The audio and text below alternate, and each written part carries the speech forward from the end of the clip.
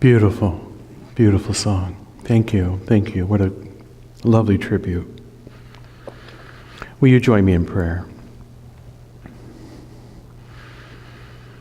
We give thanks to you, loving God, for all the blessings, all the freedoms that we have.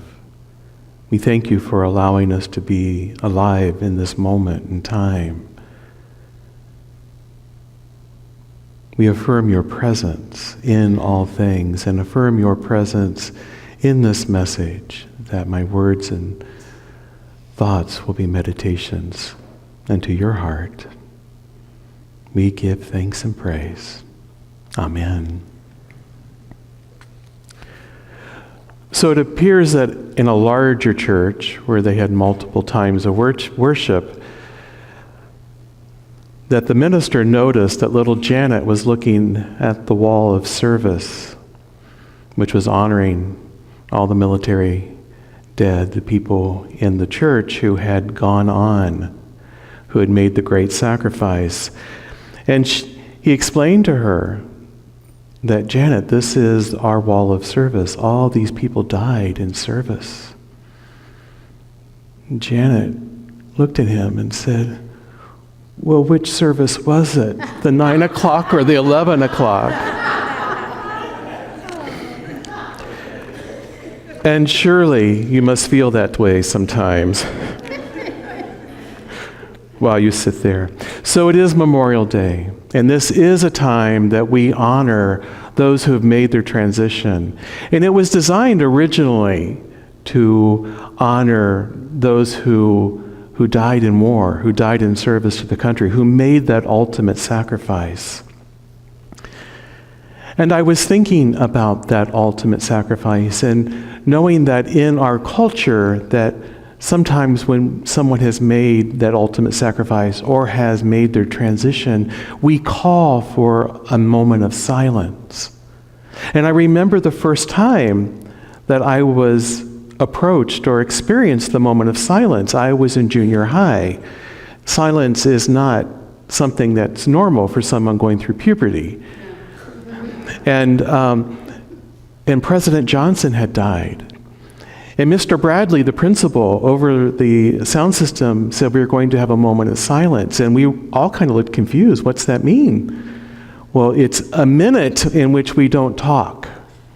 It's a minute that we just sit in silence. And that didn't make any sense to me because my tradition said that when someone passes on, when someone makes their transition, that we say a prayer. But this was new, that prayer wasn't allowed in school, so we had a moment of silence. And it was one of the longest minutes I'd ever experienced. And it was anything but silent. Because I heard everything. I heard the clock ticking. I heard myself breathe. I heard every nuance of sound, the heat coming through the ventways. I heard everything. It was anything but silent. And I had way too many questions for a moment of silence. Like, why are we doing this? I mean, it still really doesn't make sense. And I came to understand in time that a moment of silence is one of the highest honors that we can give to someone who has made their transition, or one of the highest honors we could give, period, because silence is extremely, extremely important. And it's extremely important throughout the world and throughout time in all sorts of cultures and all sorts of spiritual traditions. Now, silence is taking time to be present, and it's a time to remember it. It's an action that transcends words. When words just aren't appropriate, we use silence. And the first time that we know in recent history that silence was used as a time of honoring was around World War I. And there's conflicting reports on who started it, but it is known that we used a moment of silence, a minute of silence, to honor those who had perished in the sinking of the Maine and then the sinking of the Titanic. Now, we know that silence is not so honored in our culture, is it? We live in a really noisy culture, and it appears to me that it's getting noisier all the time, whether it's an audible noise or it's a visual noise, because we hear so much. So many people are talking at the same time and trying to talk above each other, and at the same time we're glued to our phones and social media, and it in itself creates a noise in our head. Maybe not audible, but it creates a noise. Now, as I said, culturally, silence is important. And I remember that when I moved to Hawaii, one of the legends that I was taught about silence and the importance of silence was the word haole, which is what I'm known as. Caucasians or people from the outside are known as haoles. And haole is spelled Haole, and it's a combination of two words. Ha stands for ha, which means breath. Ha, aloha, breath. And ole means zero, none, end, nada. No breath, zero breath. And the legend, one of the legends, there's many out there, but one of the legends was that the ancient Hawaiians witnessed, well, I'll start with this. When an ancient Hawaiian went to the heiau to worship, their place of worship, they stopped. They breathed. They got totally focused and centered before they entered into this place of worship. They were completely in spirit. The haoles, they just walked right in, made themselves at home. They didn't stop to breathe. They were without breath as they entered their place of worship. So I started exploring how silence is very important in a myriad of cultures, and I'm just going to share a few of those with you today, because to give you an idea of how important silence is, and possibly to inspire you to bring some more of it into your lives. In Hinduism, silence is mana, M-A-U-N-A. It has a voice of its own, and it refers to peace of mind. It refers to quietude, to meditation, samadhi, and the absolute reality. And the Hindu texts insist upon proper understanding of silence by experiencing it through control of speech and practice. How important it is to control what we say.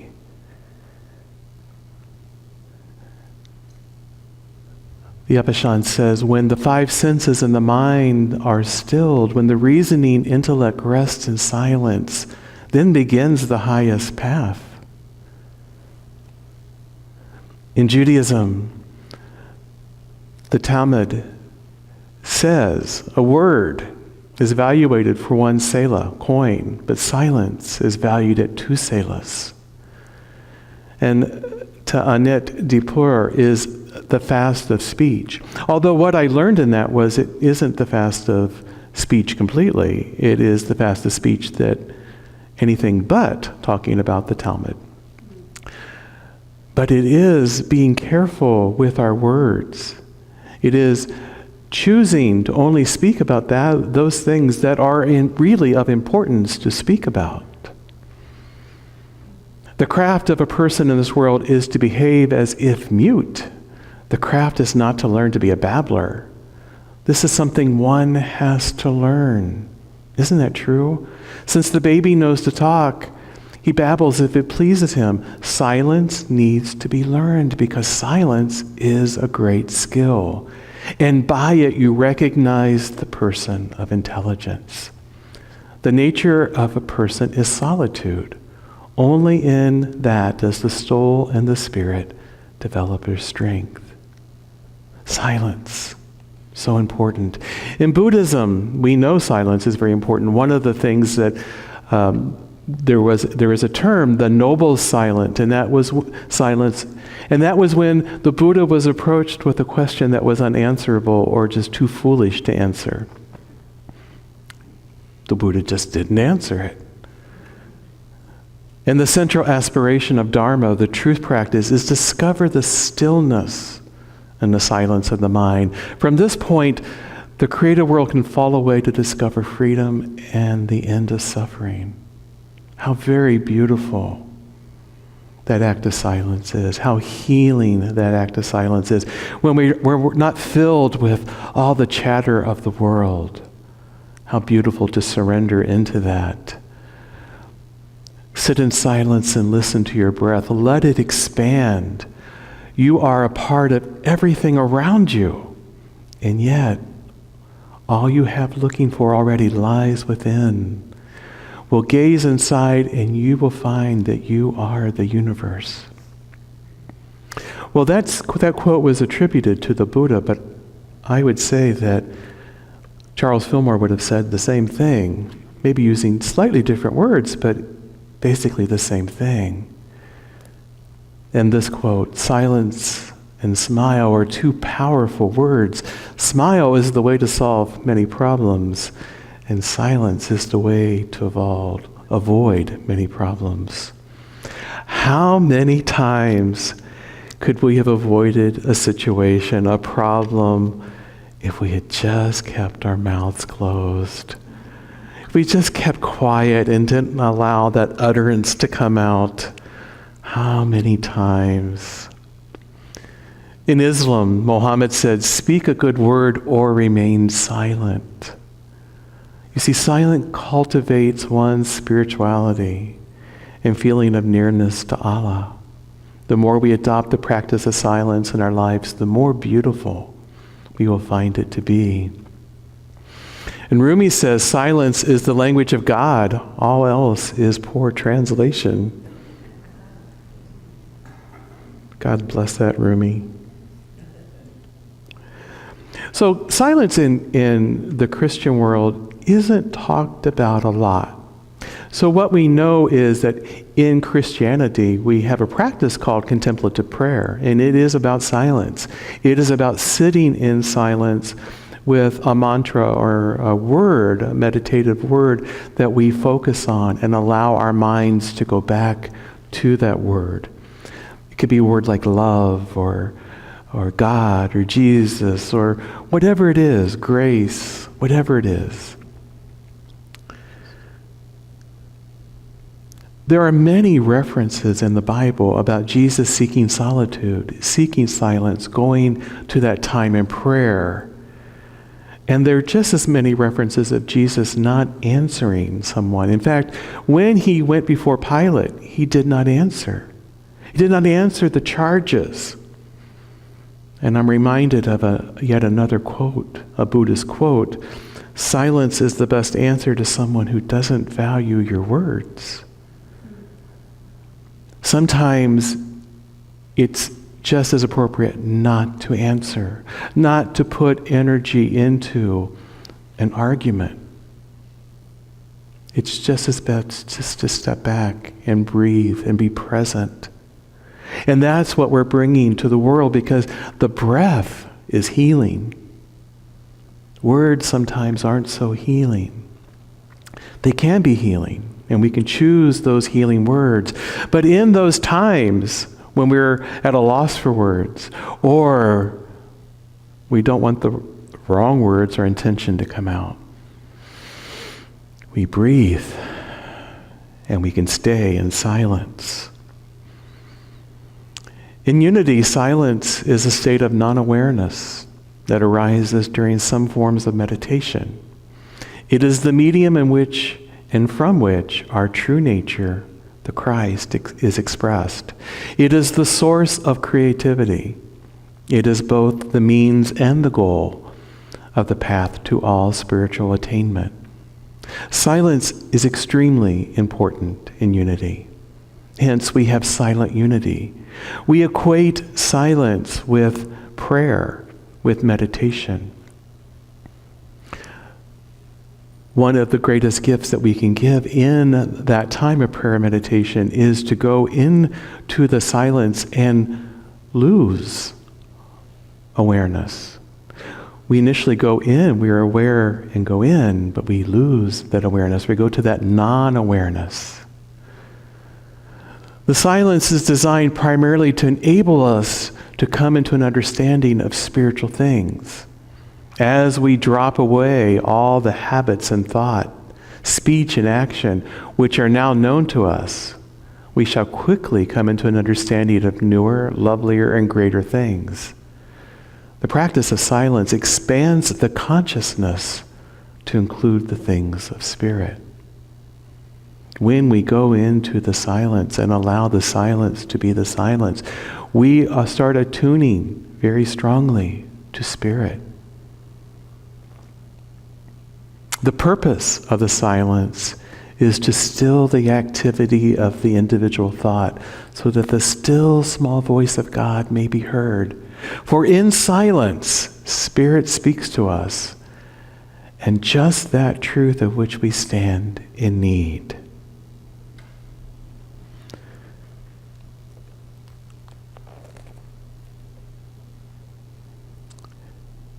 Mother Teresa said, God speaks in the silence of the heart. Listening is the beginning of prayer. So we need to be mindful of the noise and distractions that are around us.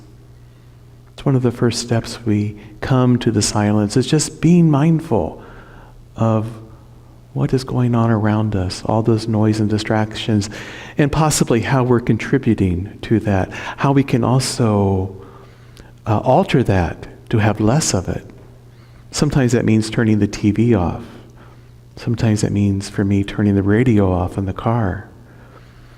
I love listening to the radio in the car, but I also love to pray in the car too. It's a really wonderful place to pray. And sometimes just being silent in the car, I'm so aware then of everything that's around me, of the landscape, of the people, of the nuances that are going by me. Speak only when you feel your words are better than your silence.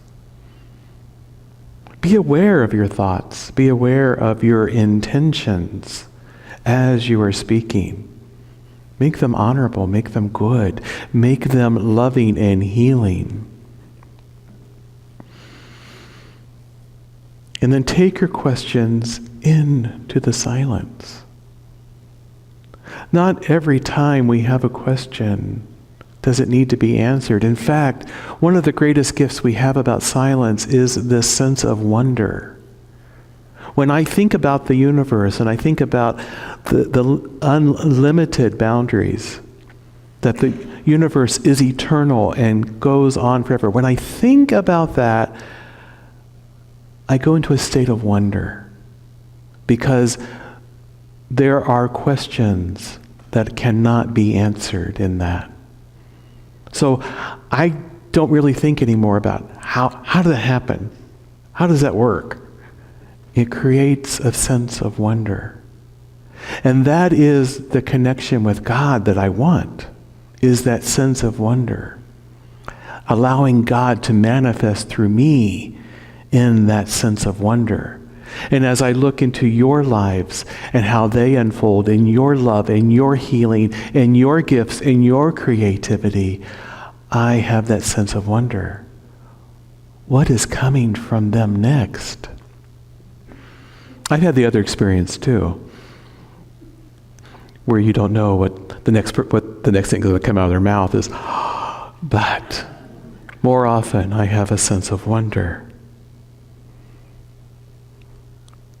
So in this time of Memorial Day, and as we think about those who have left this earthly plane, who have gone into that invisible realm, silence is the most appropriate honoring we can give. We are giving them our sense of wonder. We are giving them something beyond words that defies an explanation. We sit in silence. We give them love. And today, as we leave this building, I give that to you, that sense of wonder, that you will go about with a consciousness and awareness of what you say and what you do and how you are in the world, that it is a sense of being. And from that, my prayer is that it is a sense of love. Will you join me in prayer?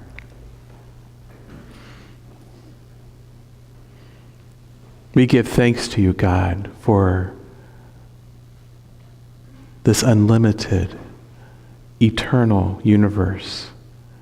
We give thanks to you for our sense of wonder, for the ability to be silent.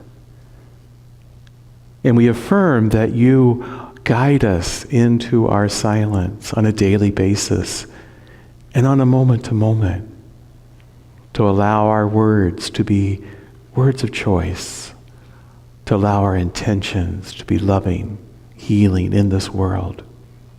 We claim this and know that it is so, and so it is. Amen.